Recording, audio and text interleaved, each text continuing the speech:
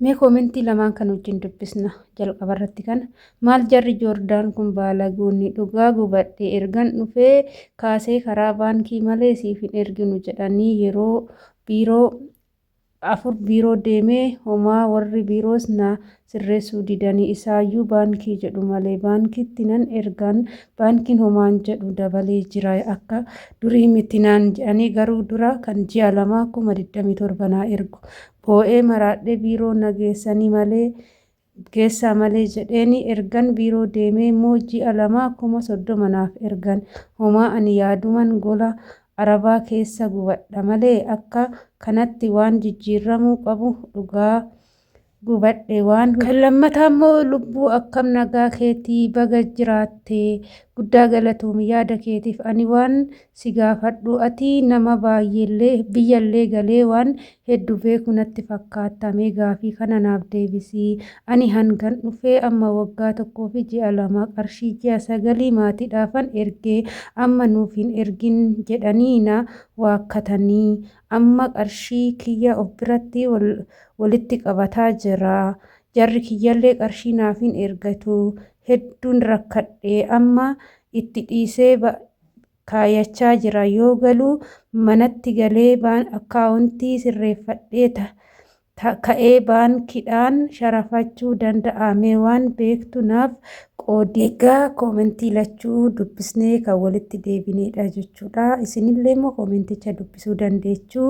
Warroonni koomentiidhaanis immoo yaada garaagaraa jara lachuufuu akka deebistan akka baristan abdii guddaan isinirraa qaba. Anis immoo waan natti fakkaatee fi waan beekurraa isiniif hin qoodaasiniin jechuun affeerraa kootidha.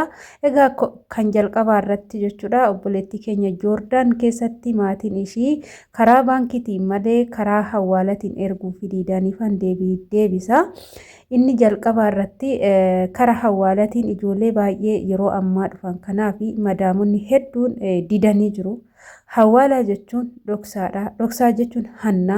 Isa kana mootummaa yoo beeke ifa yoo ba'e atis kan ergattu kan ergu sunis warri si erge sunis adabbii jala oolu jechuudha. Kuni seeraan alaadha. Dhoksaadhaan ergama. Inni biraa immoo maallaqa mindaan ati nyaattu hin beeku. Akka ati yaada ati naa qooddetti mindaan kee baatii takka $150 natti fakkaata. $150 taanan sirruma si ergan jechuudha. Sirruma si ergan obboleettii kiyya sababiin isaa baankii fi gabaan alaa yeroo ammaa 2,000 yookaan 1,000 garaagarummaan isaa jechuudha. Garuu mindaa jarri sii kaffalanitu gadi aanaadha malee sharafni yeroo ammaa baay'ee ol ka'anii jiru jechuudha. Ijoollee baay'een ani beekuyyuu amma biyya Saa'udii kanarratti amma karaa alaatiin naannoo 36 yoo ta'e baankiidhaan 34 tuqaa wayii jechuudha. Jidduu kanatti 2,000 birrii Itoophiyaa qofa garaagarummaa qaba jechuudha. Siniif galee kanaaf garaagarummaan qabu. Garuu garaagarummaan maalidha? Mindaa keetitu baay'ee xiqqoo $150 mindaa xiqqishuu jedhameen hojjetachaa jirta malee osoo $100 kee 200 yoo ta'e gara 25,000 sii ta'a mindaan ji'a tokko kara 20,000 jechuudha. $200 sii kaffalaa hin jiranii $150 qofa sii kaffalu 150 immoo akkasuma ta'a obboleettii kiyyaa siin jechuu jaaladha.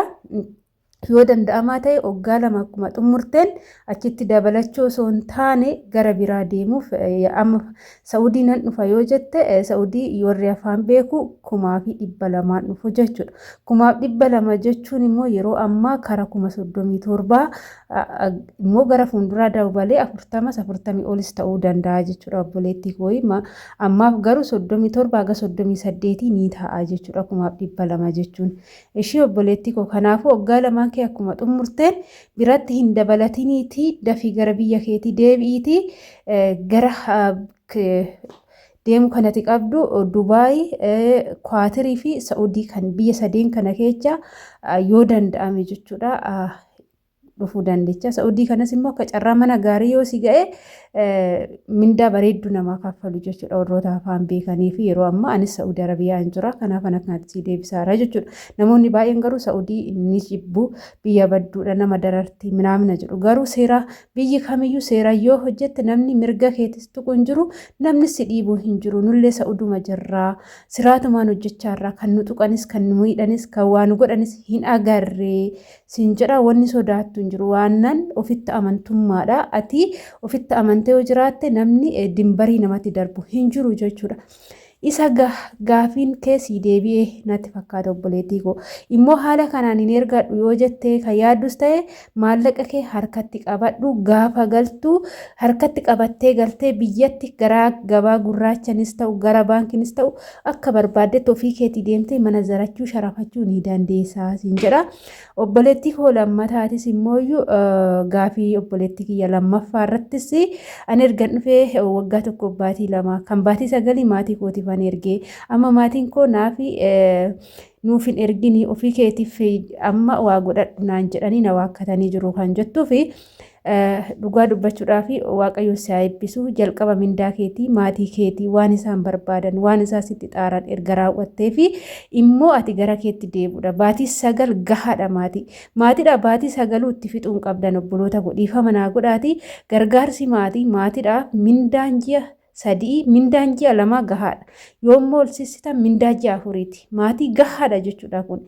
Saniin booda jireenya yoo ofii keessanii of jijjiirtan yoo ofii keessanii nama taatan asii galtanii maatii keessan gargaarsa kana irraa addan kuttan jechuudha. Garuu ofii keessanii asitti hin guduuffanne taanan waan argattan hunduma maatiitti ergitu taanan boruu keessan immoo maal taatu. Maatiin keessanis gargaarsa yoo barate gaafa gargaarsa kana dhaban isan harkaa miidhamu. Kanaafuu maatiin kee dhuguma siin jedhan obboleettii koo innaa asitti jarri kiyyallee naaf hin ergani baay'ee na rakkisu. Akkasumas immoo amma asittan walitti qabachaa jira. Asitti baankitti walitti qabadhee gaafan galuu akkaawuntii kooti irratti dongalfadhee rakkoo qabaa kan jedhu kuni adivaansii guddaadha. Baay'ee bareeda. Asitti biyya kanatti illee akkaawuntii maqaa keetis si banuu ni danda'u. Maqaa keetiin akkaawuntii banachuu ni dandeecha. Mindaa kee baatiidhaan irraa fudhachaa akkaawuntii isaa si bana san irratti galfachuu ni dandeecha. Gaafa galte maallaqa aga barbaadde qabattee yoo galte namni si gaafatu hin jiru jechuudha. Ijoollee baay'een maallaqa qabannee yoo galle boolee keessatti nu rakkisa minaamina kan jettan boolee keessatti maallaqa keessa namni lakkaa'us hin jiru namni maallaqa keessa sinirraa fudhatus hin jiru jechuudha.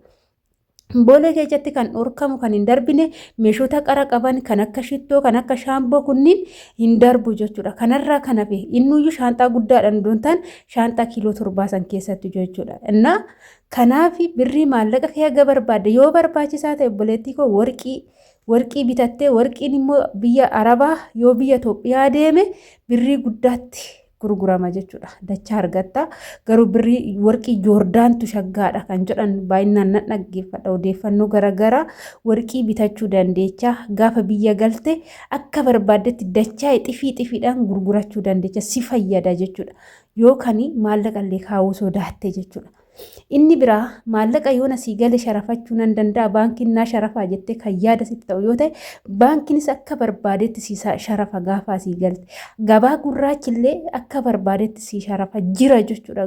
Biyya keessallee alaan kan ergan kun jira keessattuu birrii keechan maallaqa keechan fakkeenyaaf ijoolleen Dubaay Saa'udii minaamina jirtan kun yoo galtan birrii keechan gara doolaaraa fa'aa yoo jijjiirrattanii gaafa galtanii karaa alaatiin illee akka barbaadanitti sharafattu dachaadha sanuu xifiidhaan sharafachuu ni dandeechu. Akkasitti obboleettii kiyya akka barbaaddetti sharafachuu ni dandeecha. Ati biyya galtee waan baay'ee nama argee deebi'eedha kan naan jetteef eeyyee biyya galee jira. Ani waggaa 2 biyya Arabaa hojjedhee dhuguma sinitti maanii maallaqa qabannaa wallaalee maallaqni waggaa 2 waaqa seenii lafa seenii gara inni dhaqeeyyuu hin beeku dhugaa jirtu yoon irra dhaabbadhee dubbadhee nama shamara biyya Arabaa waggaa 2 hojjedhee asii galee nama birrii 10 dhabee liqaa birrii 10 nama biyyaa gaafadhee nama dhabeedha jechuudha. Kanatti irra dhaabbadhee obboleewwan kiyyaa of eeggadhaadha. Har'a gaafa asii galtan namni amanee birrii namaaf hin liqeessu shamarran biyya Arabaa hojjetteef dhugaan sinitti himaan. Ishiin hin soobdi maallaqa dhabdee osoo hin taane waa nutti yaaddee shira nurratti hojjechuuf taati jedhaniiti namni nama yaada malee dhuguma rakkattee liqaa na gaafatte namni siniin jedhee namni sinii rifatu hin jiru jechuudha. Maaliif waan ofii kiyyaa argeef qaxxa'amee jiilee lammata akka waan kiyya hin balleessinetti as deebi'e jechuudha. Kanaaf immoo wantan ofii kiyyaa arge irrattan obboleewwan kiyyas immoo kufaatiin ani kaleecha kufisan barumsa akka barumsaatitti yeroo baay'ee kanan viidiyoo asirratti isinii dabarsu garuu namni seenaa ofii tokko kophaa kiyyaatti osoo hin taane gaafa biyya gale immoo eenyu akkan ta'e seenaa koo guutumaan guututti nama wajji isinii hojjedhuun qaba waan ta'eef kanaafan seenaa koo guutumaan asirratti isinii dabarsaa hin jiru jechuudha. Garuu immoo akka bifa gorsaatitti muudannoo kiyyarraa ka'e yeroo baay'een ofittis ana jedheen dubbadha malee ofirraa ka'e tanan jechuudha. Kanan viidiyoo isinii dabarsu garuu ijoolleen viidiyoo kiyya dhaggeeffatan hundi keessanuu dhuguma hojiirra namni oolche jiruu ofii guutumaan guututti jijjiirratee biyya Arabaatii galuu ni danda'a. Akkasii siniin jedha hordoftoota kiyya. Kanaaf obboleettii koo maallaqa kee qabadhu gaafa galte sharafattee akka barbaaddetti yoo barbaadde maqaa keetiin lafa kee bitattee zanaa jettee feetu as deebitee waggaa 2 dalagattee mana kee irratti ijaarratta. Amma wanti ani sitti himu anji'a 9 ergamaatii keetii ergite amata 2 hojjedhuuti walumaa galatti amata 3 hojjedhuuti maallaqa kee takka keechaan balleessini. Gaafa amata 3 xummurte gara biyya keetii galiitii maallaqa keessaniin maallaqa kee sharafadhu birri Itoophiyaatti jijjiirradhu biyya galiitii lafa maqaa keetiin bitadhuuti as deebi'iiti waggaa 2 hojjedhuuti irratti ijaarsifadhu. Walumaa galatti amata 5 hojjetta kuni jireenya kee guutuu si jijjiira. Kanaa olitti biyya Arabaa taa'uun hin barbaachisu jechuudha. Akkas obboleettii kiyya na kana fakkaata deebiin keechaan sinii deebi'e jedhee yaada obboloota koo gaafii na gaafattanii viidiyoo keechaan dafee siniif hin hojjenne sababiin isaa hin beektu biizidha hojiitti kaannaa as kaannaa siniin jechuu jaaladha. Kanaafuu biyya ormaa waan jirruuf hundi keenya walii beennaa mana haadha namaa jiraachaa jirra mana haadha keenyaa miti.